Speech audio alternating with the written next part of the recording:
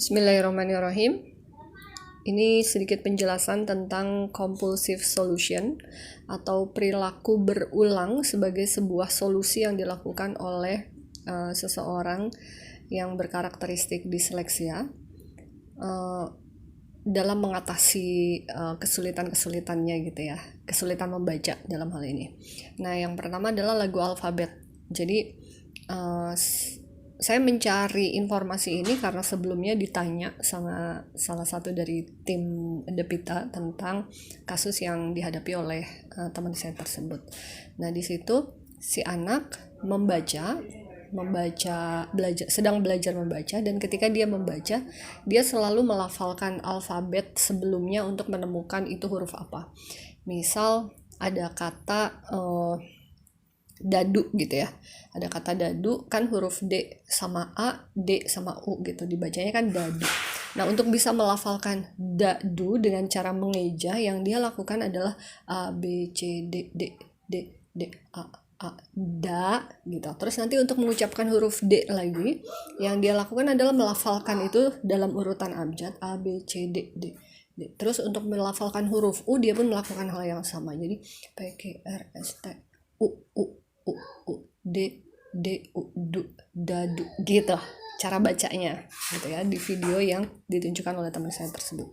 Lalu teman saya bertanya apakah itu disleksia atau bukan, karena dia sudah bertanya ke beberapa pihak dan jawabannya adalah bukan disleksia gitu, kira-kira gitu ya. Nah, saya nggak tahu, mungkin aja itu bukan disleksia, atau mungkin juga itu disleksia karena saya benar-benar nggak punya ide itu karakteristik apa. Sampai akhirnya saya mencoba mencari informasi dan kemudian menemukan bahwa di anak-anak yang atau di seseorang yang memiliki karakter disleksia, terutama pada saat belajar membaca, anak bisa melafalkan lagu-lagu alfabet hanya untuk mengeja bacaan, itu sangat mungkin terjadi. Mereka melakukan itu karena mereka nggak tahu itu huruf apa. Kenapa? Karena huruf itu tidak memiliki bentuk objek di pikiran mereka, sehingga mereka nggak bisa menyebutkan hal itu. Singkatnya gitulah ya. Karena kalau dijelaskan itu kenapa, saya harus bedah tentang mental function di anak disleksia nanti kapan-kapan aja ya, kalau emang saya mau ya. Nah, intinya itu adalah solusi. Lagu alfabet itu adalah solusi untuk dia bisa mengeja seperti yang diajarkan di sekolahan, seperti yang teman-temannya kuasai gitu.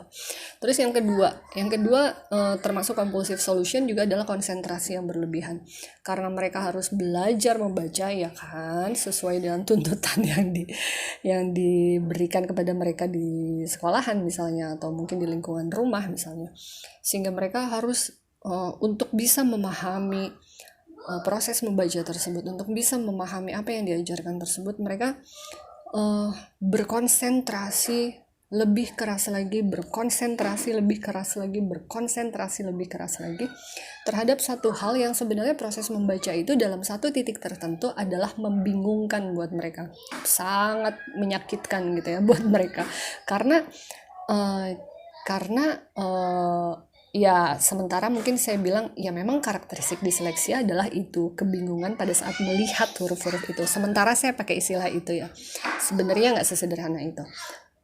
Kemudian ketika dia terus-menerus melakukan konsentrasi secara berlebihan, justru itu adalah sebuah perilaku atau perilaku kompulsif ya, sebagai solusi atas ini gue mesti bisa baca nih, sehingga dia harus berkonsentrasi lebih keras lagi. Sama seperti kita mungkin gak bisa ngerjain soal kimia, lalu kita mendengarkan gurunya menjelaskan, tapi sebenarnya kita bingung, kita gak ngerti, lalu kita memeras otak kita untuk memperhatikan lagi gitu ya, sampai titik tertentu mungkin kita ngerasa mual ya gak sih.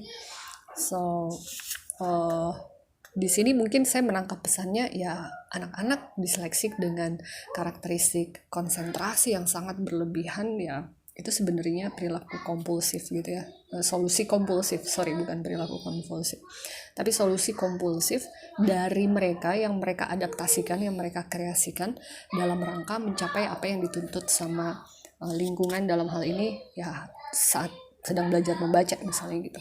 Kemudian yang ketiga, tolong baca deh, apa opinimu? Mungkin ini untuk disleksik yang sudah lebih besar. Mereka melakukan hal tersebut tentu saja gitu ya, adalah sebuah solusi untuk mereka bisa mendapatkan informasi dari bentuk bacaan yang bacaan adalah isu buat mereka ya. Mereka kan kesulitan dalam memahami bacaan, sehingga kalau informasi itu berupa bacaan ya minta tolong aja sama orang-orang di sekitarnya, teman-temannya mungkin. Atau saya jadi ingat, dan termasuk juga yang disebutkan dalam literatur yang saya baca, orang-orang besar, orang-orang yang sibuk gitu ya, kayak CEO perusahaan besar, itu kan mereka punya staf khusus ya, punya asisten yang memang tugasnya adalah membaca informasi kemudian menceritakan apa yang mereka baca. Misal dari informasi koran gitu ya, mereka baca beberapa jenis berita utama dari beberapa koran, kemudian disampaikan sama CEO tersebut yang membutuhkan informasi tersebut gitu. Dalam batas tertentu mungkin dulu ya saya beranggapan oh ya karena nggak punya waktu untuk baca sebanyak itu, jadi kalau itu diberikan tugas ke asistennya dia untuk membaca informasi tersebut dan kemudian disampaikan secara lengkap gitu ya apa yang sudah dibaca, kan itu jauh lebih menghemat waktu. Dulu saya beranggapan demikian, tapi bisa jadi juga sih itu adalah solusi terselubung gitu compulsive solution, karena mereka nggak bisa baca, tidak bisa mendapatkan pemahaman yang benar, yang menyeluruh pada saat mereka membacanya dengan sendiri. Ya seperti kita ketahui semua, Richard Branson, tahu ya Richard Branson, disleksia, kemudian siapa yang ngedesain Apple itu namanya kok saya lupa ya itulah pokoknya yang bikin Apple gitu ya, itu juga sama disleksik. Yang paling fenomenal mungkin Einstein, kita tahu Einstein juga seorang disleksik. Segitu, thank you, wassalamualaikum.